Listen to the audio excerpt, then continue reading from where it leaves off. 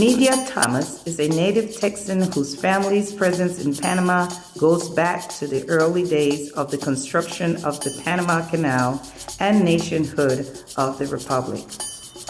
Her love of family history stems from a genuine fascination with her parents' stories and images of life on the Isthmus in the early 20th century. Nydia is an attorney and professional presenter working in juvenile justice, where she focuses on youth advocacy and policy reform. Alongside that work, she has always been drawn to storytelling, history, and collective memory. As founder of Let's CG LLC, she has created an umbrella for her creative pursuits to write stories, create music, and explore other multimedia projects, including her recently launched Substack, The Rememberer's Journal, and YouTube channel, The Genealogy Listening Room. Her latest content project is Ancestries with a Groove, which uses music to explore genealogy in a way that makes family history more accessible to everyone. We are not going to wait any longer. We're going to bring her on so she could tell us all about herself on her journey and being a Caribbean, Panamanian, all those roots that we were talking about earlier. So welcome, Nydia, to the platform. Hello, hello. Thank you so much for having Welcome. me. Thank you so much for having me on today. Yes, it's I saw this history and the music and everything in it, and I said, I have to bring her on. I have to have a conversation with Nydia Thomas Garvey today. We couldn't wait. I couldn't wait. Tell us more if you want about yourself. Well, I, as you said, I am a native Texan, but my parents are from Panama, and their parents were some of the first wave of West Indians who came to construct the canal. My paternal grandfather arrived in 1904, almost simultaneous with the new nationhood of the Republic of Panama, and my mother's side of the family, which we share, Exactly, yes, came shortly thereafter. So we literally, if we were going to sort of parallel with the Mayflower here in the United States, our families and the families of other West Indians are very much like those early families who were part of the shaping of the nation. So as I said, I've always been interested in our family history, primarily because I didn't know any family members. I didn't know my grandfather and grandmothers. And so one of the ways that I could explore that was to try to get to know them through the documentary evidence that they left behind, through the oral history that my family shared, through the photographs that my father, who loved photography and has wonderful pictures of races, athletic races in La Boca, and the soccer team in the Canal Zone. And so I felt as though I grew up in Panama, having shared all of that information and the stories that they shared about Panama, because they always called Panama home. Yes. And now that you are into this research, I'm thinking that it never ends, right? You continue to find more information about your history, where you came from, and who is connected to your family. And I think you're doing a wonderful thing. And I think more people in Panama, because let's focus with Panama and the US, of course, but in Panama should make it a must, something on their list of things to do. How are they connected? Because for some reason, not for some reason, because we know that during the construction of the canal, a lot of families were in the same neighborhood and they all kind of married into each other and stuff like that. And so we don't know who's connected to who. We don't know who's connected to who. So I think we should really, really go deeper than this is my grandmother and this is my grandfather. I think we should go into our great grandparents and where they came from, and all the other things that we should know, and keep and share with the next generation. Oh, absolutely. And surprisingly, I have been able to do, for the most part, most of the genealogical research and the family history research that I have done here in the United States. The records are available if your family hails from Jamaica or Barbados or any of the other countries that fed into the 50,000 people who were laborers from the various countries and islands in the West Indies. That information is available through Family Search. They have special collections for Barbados. So the baptismal records, the church records that go back to the 1600s. I've even been able to find one of my ancestors on the slave registry from Barbados. In addition to that, the because of the necessity of the construction and the payment rolls, the silver rolls there in Panama, the Panamanian Canal Commission actually maintained through bureaucratic administration the metal check records and the employment records. And so initially you might even find copies of the fingerprints of your ancestors. You may find images of your ancestors. I think in 1918 there was a big push to document the photographs of the individuals who were working on the canal zone in various jobs and endeavors. And so I was able to find well, at least my great grandfather and two of my maternal and paternal grandfathers at a very young age, because all the pictures that I've seen of them were as elders and in the latter part of their lives. And so it was just amazing to see a picture of my grandfather at the age of 19 coming to Panama for his job. He was a commissariman and joined the U.S. Navy, which is one of the reasons why my family on my dad's side grew up in the Canal Zone.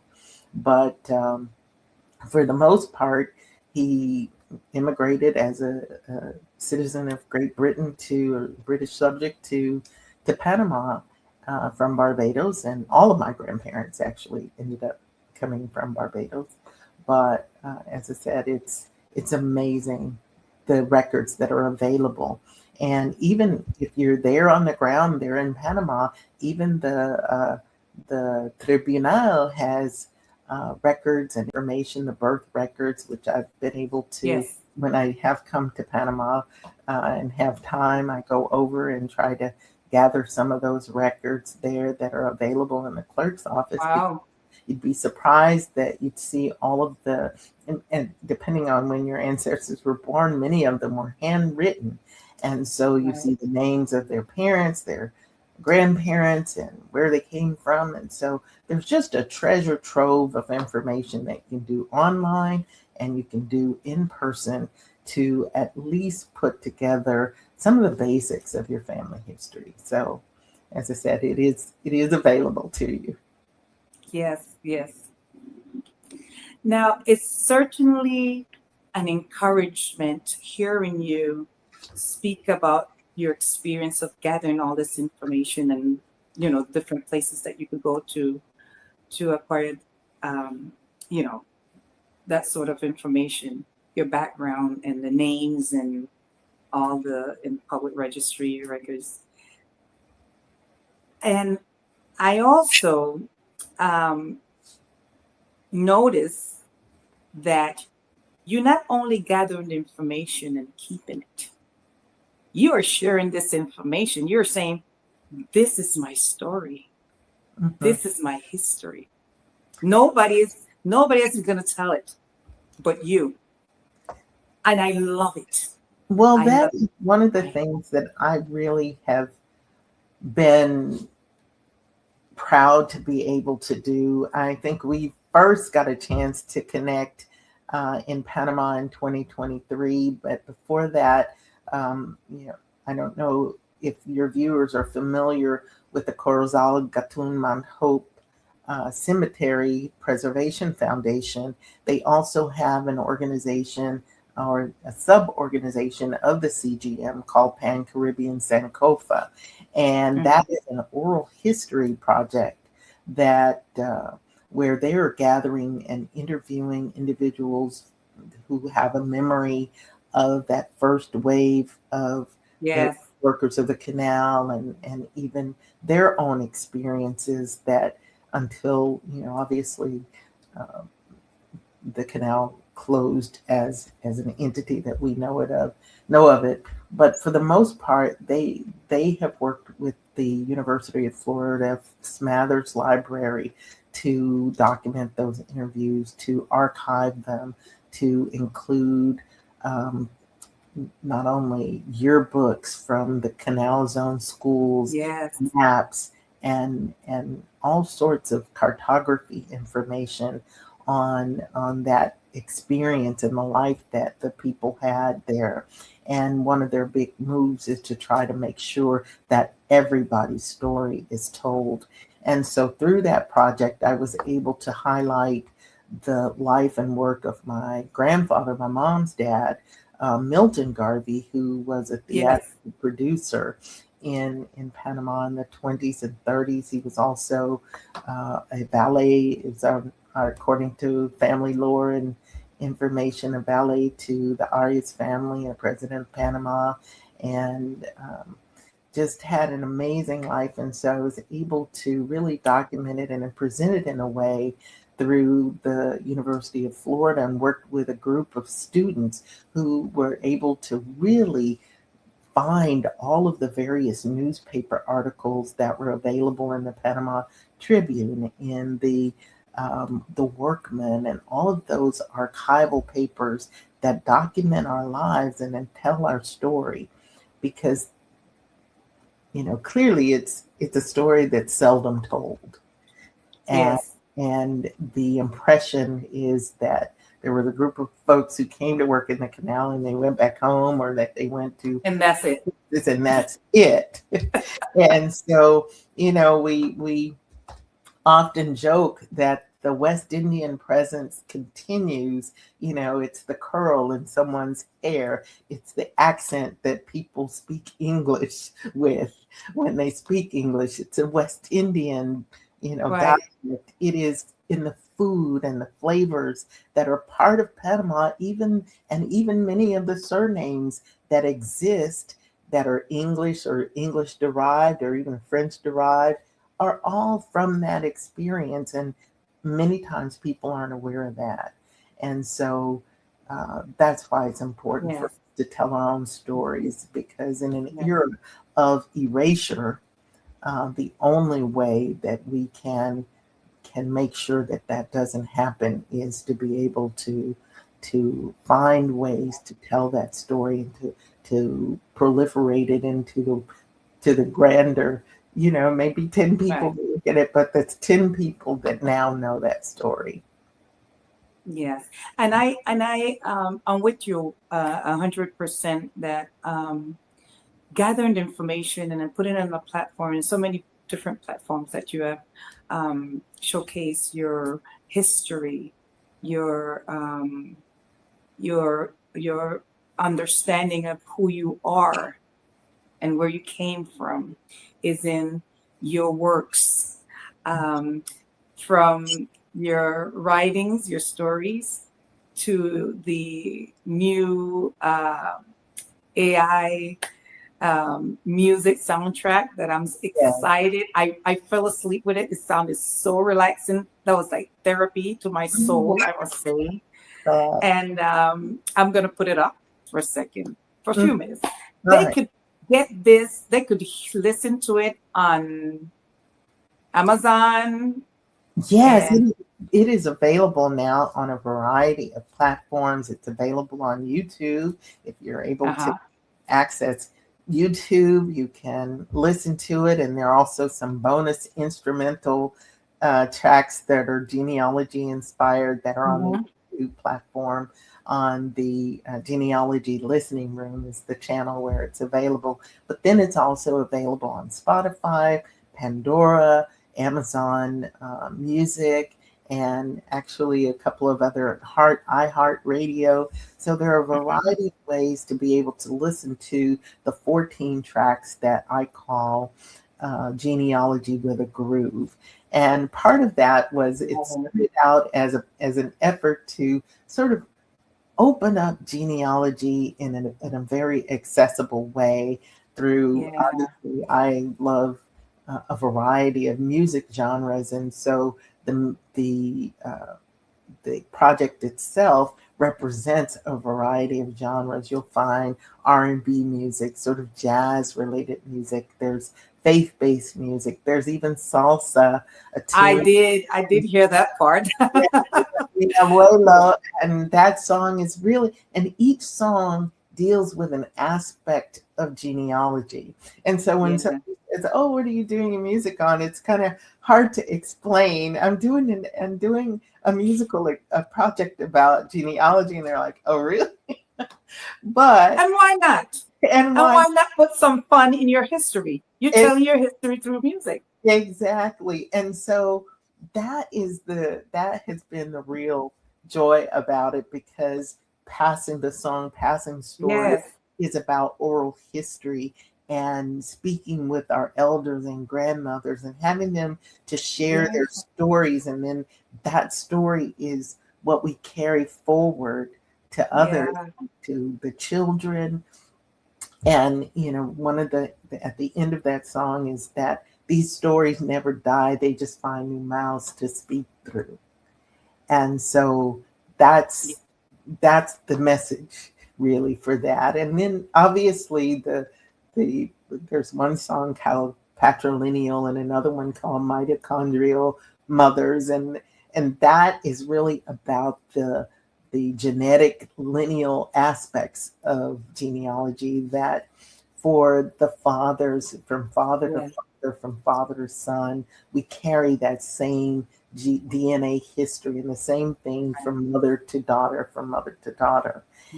So I wanted to kind of do that in a way that people could really relate to. And then, of course, the faith-based tunes, obviously, I think in some ways are sort of like the moral center of the album. As Many as the Stars talks about Abraham's promise in Genesis. And you can't even start reading the Bible without the whole concept of genealogy, because it is a story of genealogy. It is a story of the genealogy toward the Christ, right? So we can't even do that without having that aspect of it.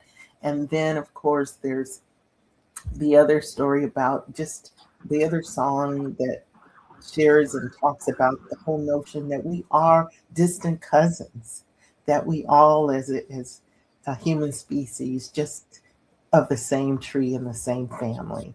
And then the other song that really has inspired another project that I'm working on that I'll talk about another time, but it's called Strangers and Sojourners All, because of the era that, obviously we're in here, that we have a commandment to love those who are residing among us. And so that's scriptural based as well. And so that has inspired me to really take a look from a historical standpoint and a creative standpoint at the migration journeys of all, including the 50,000 West Indians who came to Panama, because that in the 20th century, that was the largest migration other than the Middle Passage. Wow. We don't often think about that as a significant historical shift of people from one reality in the various islands to another reality. And so that spread throughout the world. I always run into Panamanians here in the US. It's funny that you say that, We are all, especially, migrating from um, Africa Mm. to a new continent. Yes. And you just don't know if you're related to someone. You just don't know until you do your research. And That's my mom, I used to be like get kind of little uncomfortable sometimes when my mom would go over to someone and says, I think I know you. What's your last name? And then right. she starts to make these connections, right? That's And right. then we got so used to it. My sister and I got so used to it. All of us got used to it till we actually call her and say, we met this person with such and such last name. And she says, yeah, I know this person. They used to be aunt with this person and married this person, as cousin to this person. So we call her at the public registry. And she loves doing these type of things. But I think it has to do with finding your family, That's right. connecting with people in that way that was kind of tried to separate us or erase us, or whatever you want to call it. But this is a way of saying reconnecting, I would say. We are That's reconnecting through sharing our history. We are reconnecting by asking the last names, and we're reconnecting by asking what Caribbean islands you're from or came from, or your ancestors. And I'll tell you the truth. I have some children here coming after. I have the outreach after school program, and I'm making it my business to ask these children to get to know their background. Try to find out where the great grandparents, because they are like 5, 4 years old. So I'm right. thinking great grandparents at this Yeah. point, like Yes. not even third generation or fourth generation. Yes. So I'm telling them, listen, you need to give me information about where you came from. And they're like, we don't know. My mother's from Rio Bajo. My That's right. grandfather's Learn from how to Cologne. talk about You know, her. they don't. They only know up to their grandfather, and Yes. that's it. So their great grandmother would be like my mother's age, Yes. and my mother's age, I have to really get as much information as I can, Yes. because she's up in her 80s. But I have to get as much information as I can from her, from people her age. These children, great grandparents, need to tell them they came from this area or this island, or we came at this time. And I Yes. think that's a way of telling our own history. And it's very, very important, because I'll tell you something, Nydia, that I'm watching Mm. closely here in Panama. There are all these groups of people that were here during the construction canal or before, Chinese, French, um, even the Spanish society put out their structure in Amador. The Mhm. Chinese had their structure, and I think they're going to do another structure. My point is, we need as many people to come forth and tell their history in connection with the Panama Canal, or during the birth of Panama. Yes. They might have come way before the canal, but That's right. they need to publish more books. We need to do it like you're doing it through many platforms. You're doing it through music. You're doing it through articles that you've written, stories, and on this platform as well. You are saying, listen, I'm telling my story, and I hope it brings you some type of motivation or inspiration to do yours as well. That's right. And And inspired because the thing is that time moves so quickly. And we now each have a cell phone, right? yes, All the cell phones have a recording device on it. And the kids in your project, oh, that would be so amazing. Because one of the last things that I did, my mother um, had a remaining brother. All of her other siblings had passed away. It was just the last two of them, yet they were the eldest. And the year that my uncle Clifford Garvey passed away, I spent New Year's Eve with him. And I was trying to interview him about his dad. And the conversation, I said, let me turn on my recording device here on the phone so that I could just remember. And over 2 hours of conversation that I had, and the conversation transitioned into his own life and his own experiences, where he worked for the DNI, the Department of National Investigations in Panama, and his whole life experience. That was January. By May, he was gone. Oh my God. So the last thing that I had from him was 2 hours of him telling his own story through his own vision and his own his own eyes, so that it was, and I shared, I recorded and duplicated and gave all of his children, because we never know. And so we have to capture that history while we can. Your mother knows all of the surnames and all of that. Capture information. Yes. And get one of your younger relatives to help you do that, because that's the way to bring in the newer generation, so that they understand how important that is. And maybe there's something that sparks their desire to know more. So Yes, and the importance of this, we're going to get into the importance of why we should tell our story and document what we find. So yes, we're going to be talking about that.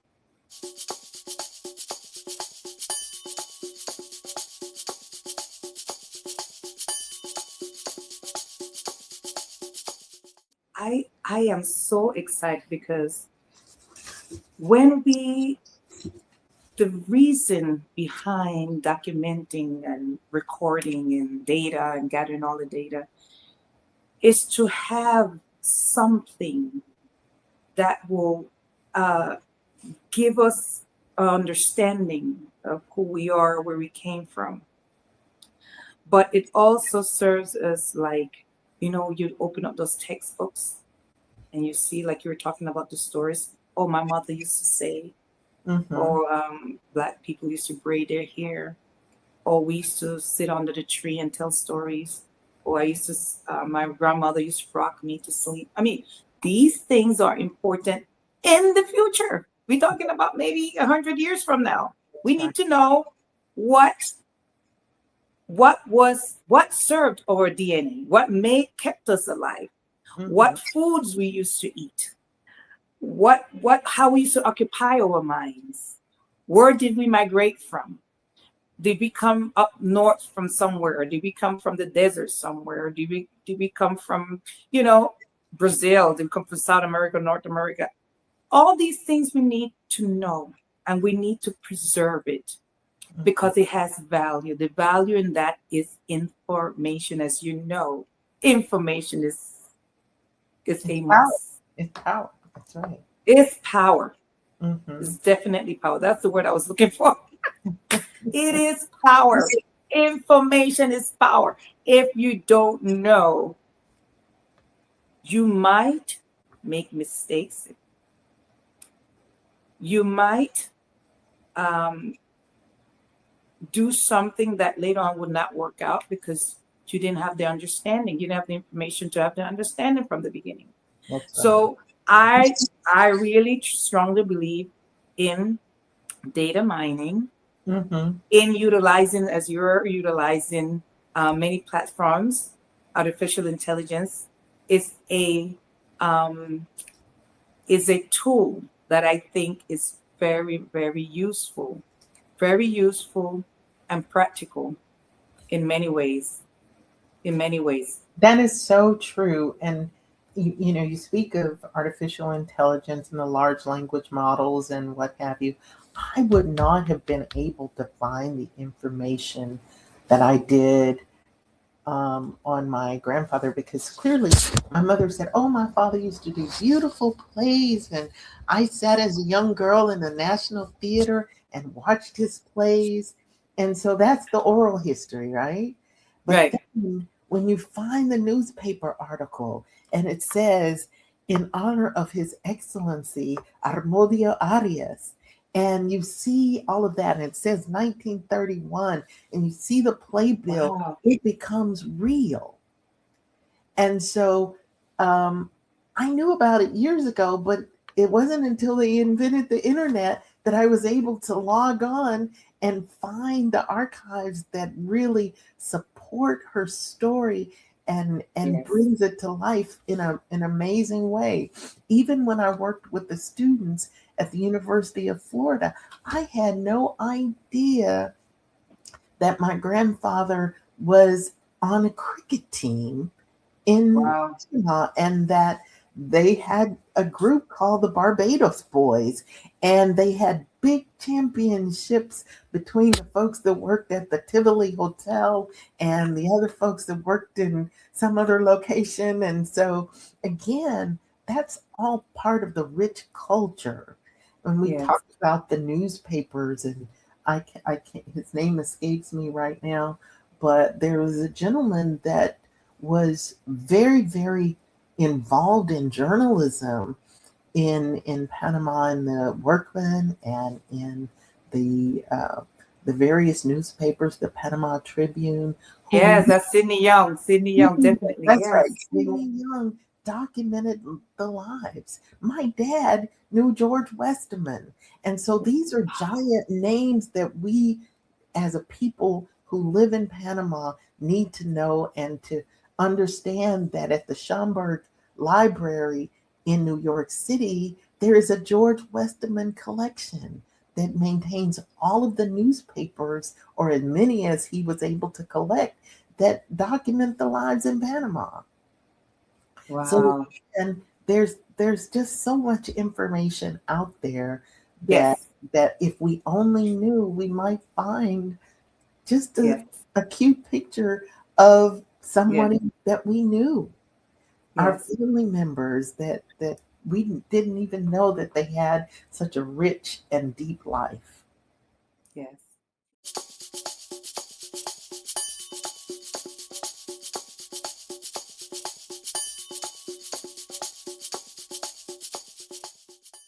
So, Nydia, let's step into talking about the storytelling part. Okay. Tell me a little bit about, I know you have here, it says, you sent me this. Let me see. Okay, we got the genealogy sessions, ancestries with a groove. I love that. I really, I slept. It's over an hour. I think it's an hour 47 minutes, almost two. That's right. And I loved it because it's a variety, but at the same time, this is a technique that you use. I'm telling you what I'm listening to. You use the technique that everything just flowed. It was not like way off, even the Spanish or the salsa version, the salsa genre was not too far from, or with our groove with a touch of salsa, a touch of I think I heard country too. I think I heard country. Yeah, I heard like one or two country music. Yeah, there was a blues song, and then it kind of had a country feel to it. That really, it's called Brick Wall Blues. That talks about the process and the frustration of really being able to go so far in your research once you get to a certain point. But yeah, with the Mi Abuelo song in particular, I really wanted to make sure that if you spoke English, you understood what I was talking about. And if you spoke Spanish, you kind of get a feel for it. And that's... I think that is so, like, to put the words and you tell it through the music. That's amazing. Amazing, because you're not only listening to the melody, you're listening to the words with meaning, with weight.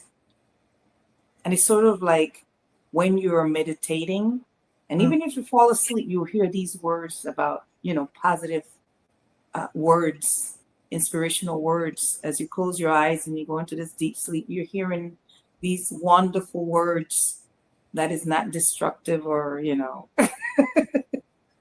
they're easy listening. Easy listening. That's what it is. Easy listening. Well, yeah, it's so funny because folks were like, well, do you do music? Are you just using AI? And I use AI as an amazing tool. Yeah. And I try to use it responsibly. And there are so many people that use it in a variety of ways. And exactly, maybe whatever those are arguments for another day. But for me, my goal was to be able to use it in a positive way. Yes. Be able to use it to tell stories. And at the same time, I years ago played piano and the flute when I was in band in high school, and I also dabbled in poetry. And so transitioning to lyricist was sort of an easy move in some ways, because I was able to kind of bring back that level of creativity. But obviously there are ways to use the AI music platform without the lyric, without writing lyrics. But it was important to me to be able to express what I wanted to express, and the only way to do that was to write the lyrics myself. Okay, so I was reading the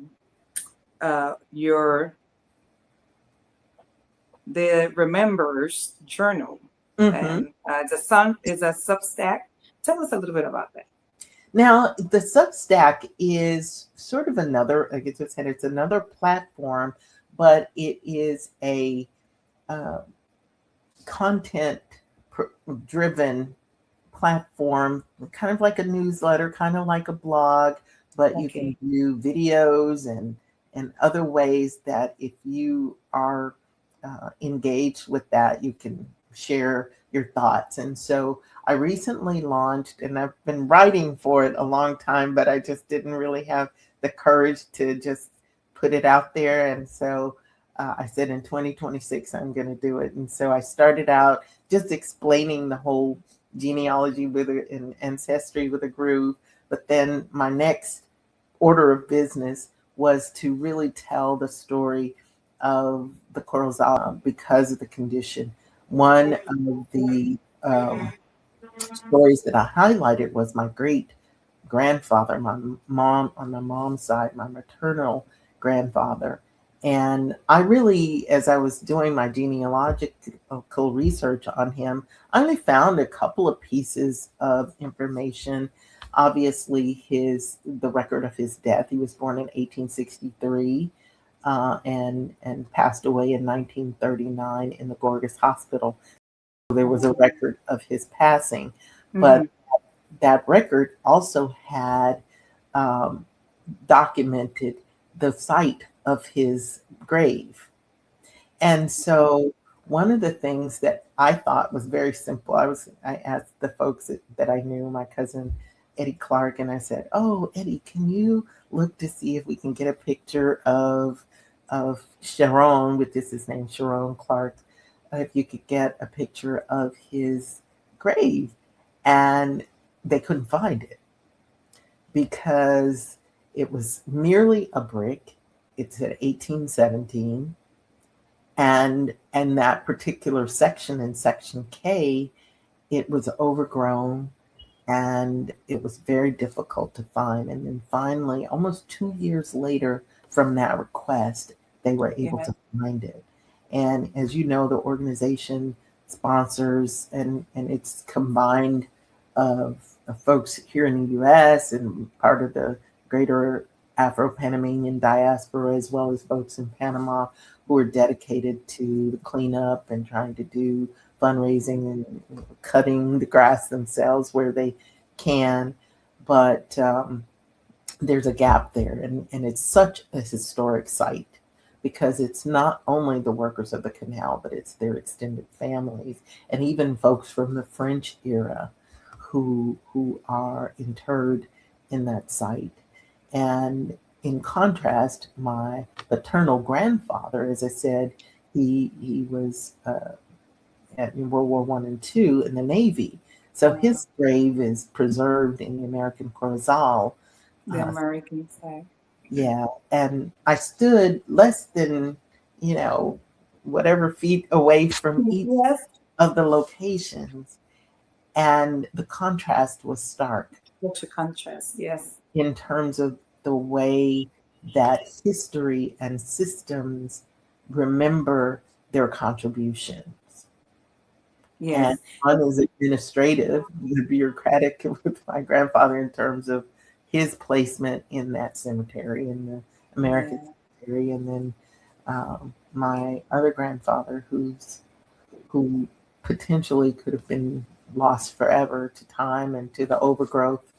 And also from that standpoint, that work needed to be shared on a larger platform. And hopefully it will bring awareness to the work that they're doing to preserve that cemetery. Perhaps it will encourage some of the systems that have authority to affect change in that area to do something different. Right. We have a lot of work to do. We do. I think there's a period where, like, after the turnover, my generation, we went to the States, or we just merged into the dominant culture.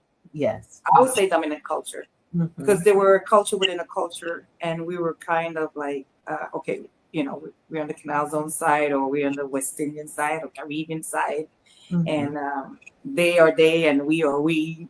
And after the turnover of the canal, you see that want to now integrate, in now we want to, get to know a little bit more about the Panamanian culture, because I'll be honest with you, when I was growing up and you go to the Canal Zone, that was a different world. That was a different world. There were two worlds going on here in Panama culture, and certainly that was a different world. But we were being forced to kind of accommodate ourselves. We were forced to want to really truly learn about Panamanian customs. And I'm just talking about small group, not all of us, but a small group of those who came from the Caribbean that lived on the Canal Zone. Didn't really need to mingle with the Panamanians that much, because they had it all in the Canal Zone. So what I'm trying to say is, now we have lost that culture, because we are mixed now. We are so mixed with, the natives Panamanians, the Panamanians that are mestizos, the Panamanians that are, mulattoes mixed with other races, Black Chinese, all this stuff. And now what we used to do has changed. We're adapting a different type of culture. And while we're doing that, it's kind of watering down the core essence, the core culture, that strong culture that we had once upon a time here in Panama. I've seen it like disappearing. And so that's the problem we're being faced right now, Nydia. We've been faced with the fight to keep our history and our culture alive. The fight to be respected, the fight to be remembered, the fight to be honored. It's like, why? And who is responsible? Us. Yes. Nobody else. Us. You are doing what I think a lot of people should be doing, and I know some people are doing it, no doubt. There are people that are doing it, no doubt, but we're talking about we need more. We need more of us to share it, like you're doing, to share it somewhere, share it in a newspaper, local newspaper, share it on YouTube, share it on Facebook, somewhere, people. We are right now, Nydia and I are telling you to dig in, find your ancestors through CGM. What the platform you mentioned? You mentioned Um, there's Family Search. That's a free. I know it's available here in the United States, but that is a free um, uh, online database maintained by the Latter-day Saints Church. But all you have to do is put in your email, and then you have access to their database. But again, they do have that website has all of the Panamanian metal check records they have that, obviously then they're part of the National Archives records, but the Family Search website has that. The Barbados and the Jamaican and Caribbean, wider Caribbean databases as well, their birth records, their death records, their baptisms information. And so it's just about putting in that information. And I will warn a lot of people that you have to be very, very careful, because one of the things that I ran into is the fact that there's so many different names. The name we call people, their legal name, and the name the name that they chose for themselves. So it may be the same person. Yes. And another thing I noticed as well that my mom was telling me, excuse me, sorry, but she was saying that not only the paternal last name, the maternal as well, because a lot of children are carrying the maternal last name. Yes, that's so true. For a reason we could talk later, but whatever. Okay.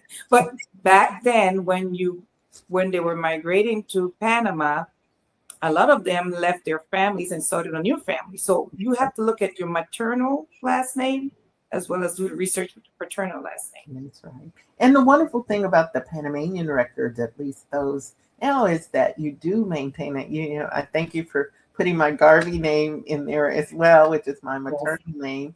But one of the ways that you can trace that maternal name, oftentimes in the Panamanian records in particular, is an important kind of difference, because here in the United States, you only carry your paternal surname. But I will add as well is that if your family grew up in the Canal Zone, there's also the 1920 census, the 1930 census, the 1940 census, and now most recently the 1950 census was released. And so the important thing is that if you're able to access that information through Family Search or whatever online database that you're using, there's Heritage, Ancestry.com, or all sorts of search engines that are available. Yeah. But that information is powerful, because you can look at La Boca and see the names and I know that my folks live on Trinidad Street somewhere in La Boca, because I saw that on the census. Right. And I could see my dad, his dad, their mother, their occupations, and their brothers and sisters at various ages. And so that information tells a lot about even how much they made and who the neighbors were. Yes. Familiar because they go down the street, you see, from house to house. And so that information is available, and the Canal Zone was part of the census. And so, for example, with my grandfather, we found him on the 1920 census as a steward at the Tivoli Hotel. And so it had the names of all the other people that he worked with. So it comes alive when you find it. It's just more than just names and dates and papers. It comes alive. So, by the way, I remember the presentation that you did at the Balboa Theater many years ago. Wonderful presentation, I'm telling you. Wow, I'm like, oh my God, this is a whole course that you could teach at the university. Oh my. It's Well, maybe so we're powerful. Not only that, audience, I'm telling you, Nydia Thomas Garvey has not only she talks about her family history, but they have left a legacy. They have left. They have made a path for us, because if you read in her story, you will see that they didn't just exist. I mean, Black people then really contributed to the growth of Panama. I mean, they were there. They were there during the beginning, early stages, early years, and most importantly for Panamanians, they were there during the Panama Canal Treaty. Mm-hmm. I mean, so many of them have contributed and did well. Well educated folks, all came with a trade, and is important for us to say that they didn't have a barrier, language barrier. They were strong men and women, and they spoke English, so they were like in demand, and we need to speak that. We need to talk about that. We need to share more history. We need to push this forward. And one of the things that I might add, since the first was the beginning of African American History Month um, this year, is for 2026, and it's the 100th anniversary of Black History Month here in the U.S. There are some important Panamanians that played a pivotal role in the civil rights movement that we don't often talk about. I can't. Carlos Russell, yes. Nick, and Yes. whole movement with Dr. King, and Yes. by the name of Cirillo McSween, who was. I mean, we could look at this up. It's right there in the internet. Yeah. Exactly. Cirillo McSween was involved in funding some of the work of Dr. King in Chicago with his movement. Yes. There, and in addition to that, this is kind of a fascinating thing for me, and I really want to kind of dig deeper into this. And I'm sorry I can't remember his first name, but I know that his last name was Clark, because that was a thing that caught my attention. I don't know if he is related, but if you're familiar with the case Brown versus Board of Education that desegregated the schools in the United States, a Supreme Court decision that Thurgood Marshall argued in 1954. We're all familiar with one of the pieces of evidence that they used was a psychological test of two dolls, a white doll and a black doll. Yes. The question is, which doll do you relate to? By the way, I have that up on my wall for the children. I did that test. They failed. To tell you, they failed. Definitely failed. The man and wife who were psychologists, the man had Panamanian roots. The psychologist who was responsible for that test had Panamanian roots. Yes. So that's why I have them up on the wall, because everyone that I have up on the wall here had something to do with Panama, including Stokely Carmichael, an activist. Yes. His mother, I heard, was Panamanian. I am like 98%, 99% accurate, because this is coming from someone that have kept records. Yes. Wow. And, yes, definitely. Well, we need to track of that. We need to not only the amazing things that Panamanians have done in Panama to contribute to the greater culture and the history and the livelihood of the nation, but those who have gone on in the diaspora to do amazing things, because that is such important historical work and documentation. Yes.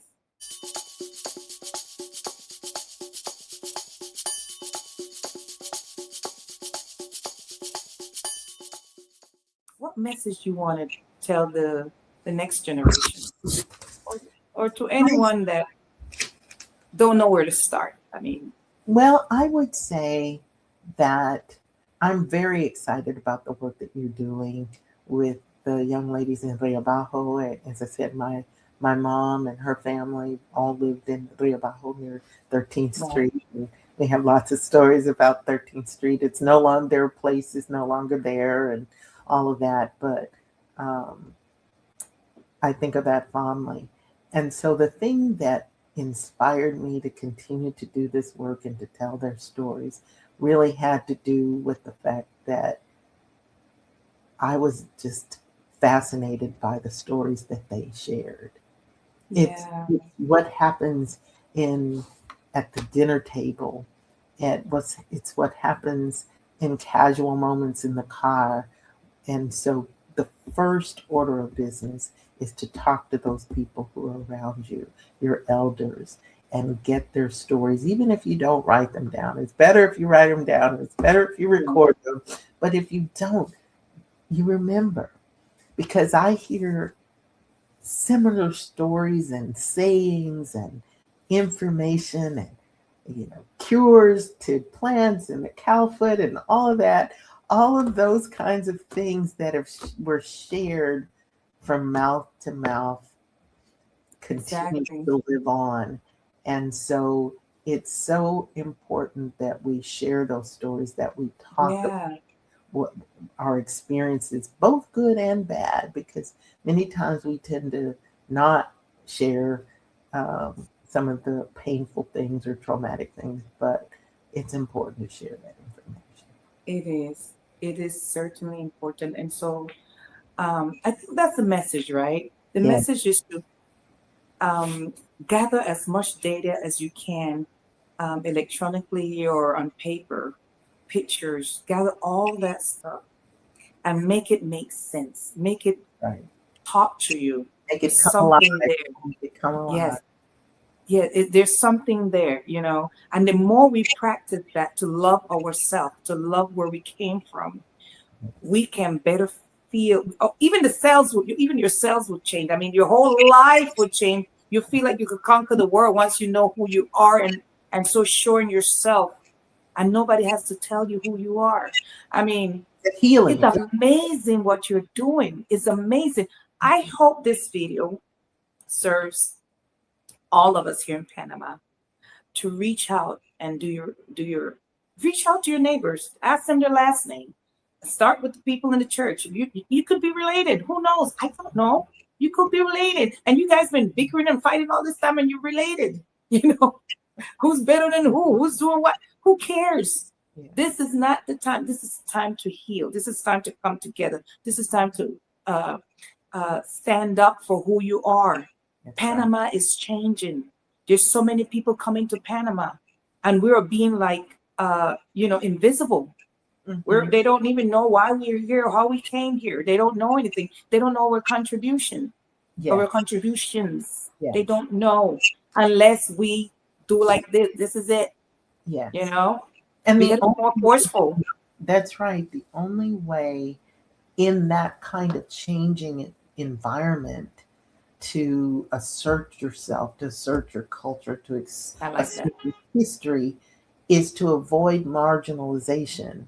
Exactly. And when you have other cultures, the perception oftentimes is, you know, where do the black folks live? Well, they live all over Panama. Exactly. That It's not, is true. it's That not is true. real. I get that. I get that all the time. Where are the black people? You Yeah, know? yeah. And so it's so important to Yep. get marginalized, to know that we are all part of the culture from every neighborhood, from every experience and every part of the economic strata. We're there. And Exactly.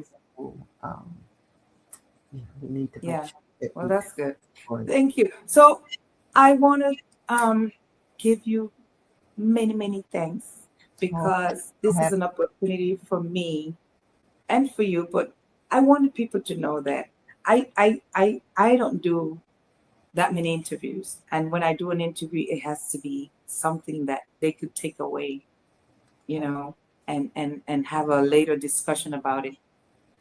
And that's what I want. That's what I liked about this I don't call it interview, this conversation. That's what I like about this conversation. It has information. It has what suggestions. It has tools for you to know where to do your research. And I'm going to put it up again right here. There it is. It tells you. It kind of like gives you the start, a little gas in your car, and then you could go and take off and even come back and join us too and tell your story. Well, I have lived vicariously watching your Panama Mule broadcast when I can. Thank you. And so it just allows me to be in Panama vicariously, and I hope to get over there really, really soon. Sure. I hope when you come here, you visit Panama Mule Studios. It needs a little, tender love and care, but here we are, moving forward, little by little. I love it. I gotta move fast, though. I gotta move fast. There's something telling me I gotta move fast. This cannot take too long, but we're moving forward. That's the most important thing. Absolutely. So I appreciate you being here on this platform, sharing your history, sharing your knowledge, telling people that we need to get in touch with CGM. We need to get in touch with all these organizations that are providing information for you to have regarding your background, right? Your background, where you came from. So yeah, I hope that this conversation has helped many who has been wondering, where do I get the information? Now you have it. Share the video. And thank you, Nydia. I hope to see you again on this platform and talk some more about your projects. Thank you so much. Genealogy with a Groove. And by the way, I use a pen name for that project. So if you see Dayton Roebuck, which is Nydia words. Okay. That's me. Great to know. Thank you so much. Okay. Take care. Thank you so much. Bye-bye. Well, this certainly was a pleasure in having this wonderful conversation with Nydia Thomas Garvey, someone who has done extensive research on her family tree. So I encourage you to do the same. And thank you for watching. Bye-bye.